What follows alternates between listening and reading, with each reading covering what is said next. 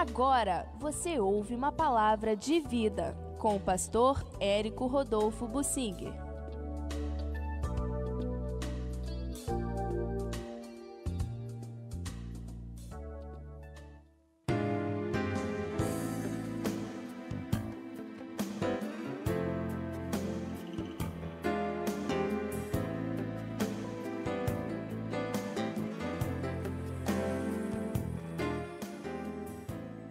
Eu quero falar sobre a Páscoa, maravilhosa Páscoa que o rei Josias celebrou, mas que não frutificou. Não deu fruto, não resultou em proveito nenhum diante de Deus. Vamos procurar entender isto.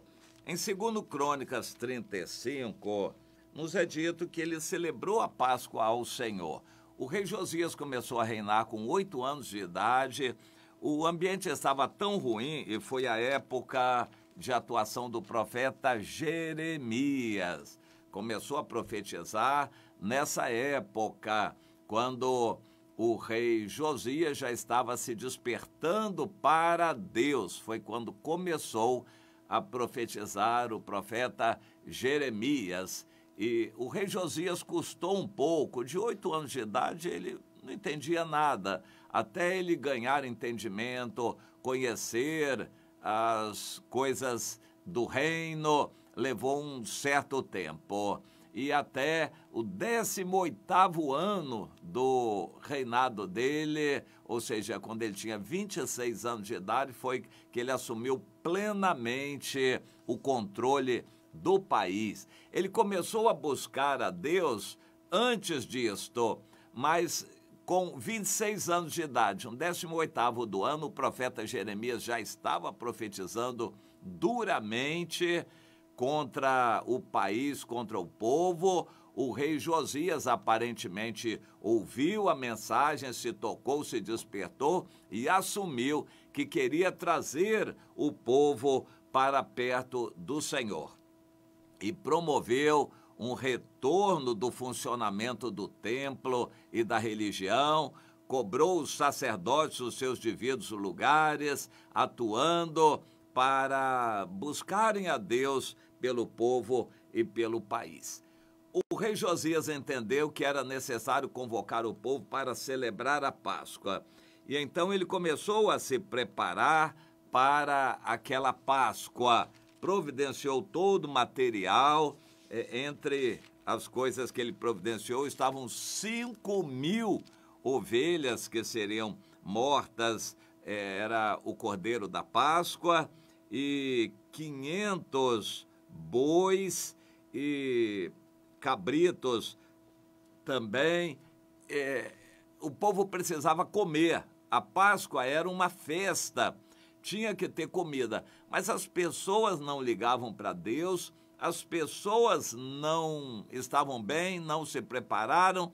O rei resolveu bancar aquela festa toda da Páscoa. Isso está bem descrito neste capítulo 35 de 2 Crônicas. O rei Josias, querendo fazer um concerto com Deus, trazer o povo para a obediência ao Senhor, bancou todo o gasto com a festa da Páscoa.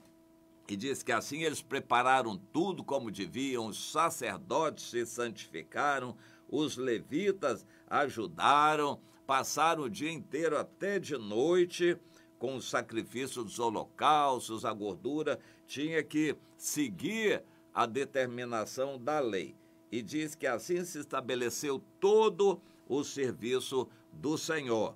E o versículo 18 diz que nunca, é interessante a gente entender isto, tentar imaginar isso, nunca se celebrou uma Páscoa assim em Israel, desde os dias do profeta Samuel, ou seja, nem Davi celebrou uma Páscoa assim.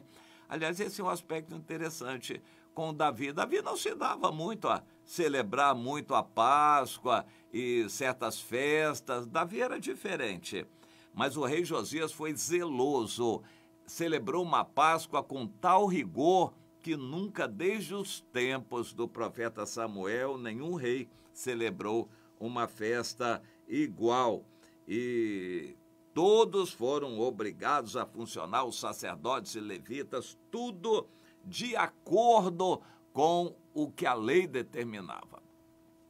A nossa ideia é de que Deus tenha ficado todo feliz, satisfeito e bateu palma. Não. Não, não e não. Isso não aconteceu. Quando a gente lê o profeta Jeremias, a gente vê que Deus não ficou satisfeito. Deus considerou aquilo tudo artificial, falso, tanto por parte dos líderes quanto por parte dos pobres que participaram da festa. Deus considerou aquilo tudo muito artificial. Quando a gente lê os primeiros capítulos do profeta Jeremias, a gente verifica que esses capítulos se referem a essa época de aparente conserto do povo de Judá com Deus. Obrigado pelo rei Josias, o povo fez o que a lei determinava que deveriam fazer. O veredito de Deus é muito triste. Deus não gostou, Deus não se agradou. E logo a seguir aconteceu um fenômeno e crendo na soberania de Deus, nós entendemos que nada acontece sem que esteja debaixo do controle do Senhor, da soberania dele. O rei do Egito, com um grande e poderoso exército, passou por Judá. Ora, o que o rei Josias vai entender? O grande exército do Egito vem passando por cá. Há alguns detalhes que não estão realçados na Bíblia. O rei Josias pagava tributos à Síria.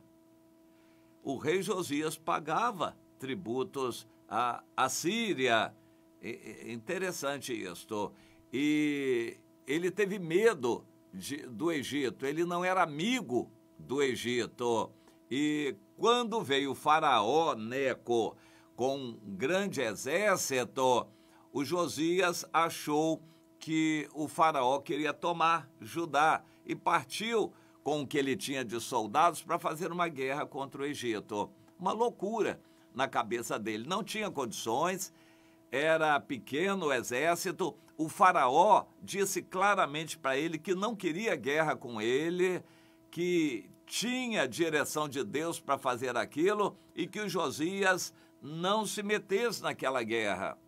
O Josias achou que era conversa fiada, que era mentira e partiu para a guerra. O rei Josias tomou a iniciativa da guerra, mesmo tendo sido alertado pelo faraó usando o nome de Deus. O Josias nem considerou, nem perguntou.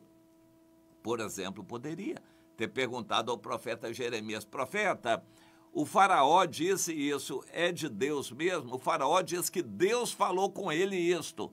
É verdade? Mas o Josias não consultou a ninguém, consultou a cabeça dele e partiu para a guerra. E morreu nessa guerra. Com a morte de Josias, acabou toda a esperança de avivamento, de despertamento daquele povo, de uma volta para Deus. Depois do Josias, o país foi de mal a pior. O faraó Neco, quando voltou, deu uma lição e tirou o rei que o povo tinha posto, botou outro que foi terrível, o rei Jeoaquim. Depois veio a Babilônia. A partir dali, foi um estrago só. Mas a gente procura ligar as coisas. Será que Deus não aceitou aquele avivamento, um despertamento, um conserto, confissão de pecados, animais oferecidos pelos pecados e também em holocausto, uma Páscoa maravilhosa que nunca tinha sido realizada desde os tempos do profeta Samuel? Deus não aceitou? Não. No profeta Jeremias a gente lê que Deus não aceitou aquilo. Agora, por que Deus não aceitou? Provavelmente o povo não embarcou naquilo. Foi o rei Josias que tomou iniciativa. E eu quero tomar para mim isto como lição. Às vezes nós estamos buscando a Deus e o povo não está. O pastor está sério, buscando a Deus com determinação, orando, buscando o Senhor, e o povo não está. O povo não acompanha. Eu me sinto muito triste, não me vejo na liberdade de tomar providência extra nenhuma, a não ser fazer o que Deus mandou fazer. Eu tenho que amar todos os irmãos. Eu vejo irmãos que estão nem aí para Deus, vivendo no mundo, amando a televisão, perdendo tempo na internet, ninguém evangelizando. Então eu vou esbravejar, vou falar. Não, eu não tenho direção de Deus para fazer isso. Eu só tenho direção de Deus para fazer o que Deus me manda. Vou pregar, vou amar, vou orar, vou dar exemplo. É uma situação interessante. O pastor é fiel e as ovelhas não. O rei Josias era fiel a Deus, ele bancou pelos outros, ele obrigou os outros a seguirem o Senhor. E não adiantou nada. Não adiantou nada para Deus, porque o povo foi por obrigação. Mas o coração deles não estava no Senhor e os governos seguintes evidenciaram isso, cada um pior do que o outro, até que veio o cativeiro e Deus acabou com tudo aquilo e destruiu a cidade de Jerusalém e o templo também. É para nós entendermos como um despertamento daquele, uma Páscoa maravilhosa, o povo se voltando para Deus, como nada daquilo adiantou. Pois é, ler o profeta Jeremias que a gente vai saber. Então, pense nisto para você ter a sua parte. Se você está tendo oportunidade, Deus vai cobrar a oportunidade que você está tendo. Não se mire nos outros. Quando uma igreja estiver muito maravilhosa, todo mundo sorridente, desconfie. Esta não é a verdade. Quando houver uma celebração de uma Páscoa maravilhosa, um show de igreja, um culto, cheio de gente, música bonita, holofotes, músicos, celebridades, tudo bonito, desconfie. A situação não é esta. Infelizmente, o pecado está no coração das pessoas. Não adianta fazer um despertamento aparente, religiosamente artificial, se o coração das pessoas não está quebrantado. Cuidado com as aparências. Quando uma igreja parecer maravilhosa, um culto lindo, tudo bonito, desconfie. A realidade é outra. E a situação do Josias nos mostra isso, como um rei jovem, animado, buscando a Deus, sincero, bancando uma Páscoa maravilhosa, celebrando tudo aquilo com Deus. Nada disso serviu porque o povo não acompanhou. Procure entender isto, verifique o seu estado, independente das outras pessoas, porque Deus vai cobrar de você de acordo com a palavra dele, o que você conhece, e você não vai poder dar desculpa nenhuma a respeito da igreja, dos outros. Deus vai cobrar de você. Entenda isso, meu irmão, entenda, minha irmã.